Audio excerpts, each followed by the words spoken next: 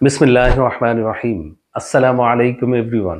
আমি ডাক্তার সাইদুর রহমান, আমার চ্যানেলে আপনাদেরকে স্বাগতম। আমি আজকে একটা বাংলাদেশের খুবই কমন একটা সমস্যা নিয়ে কথা বলবো। জন্ডিস। জন্ডিস থেকে আপনি কিভাবে হোমিওপ্যাথির মাধ্যমে কুইক রিলিফ পাবেন। সবার আগে বলে নিই, জন্ডিস একটা ভ্রান্ত ধারণা। জন্ডিস কোনো রোগ না। জন্ডিস জাস্ট একটা সিমটম, একটা লক্ষণ মাত্র। লিভারের প্রবলেমের জন্য আল্লাহ পাক আগেই আমাদেরকে জন্ডিসের মাধ্যমে সতর্ক করে দেন যে বাবা তুমি সতর্ক হয়ে যাও, তোমার লিভারের সমস্যা হতে যাচ্ছে। সো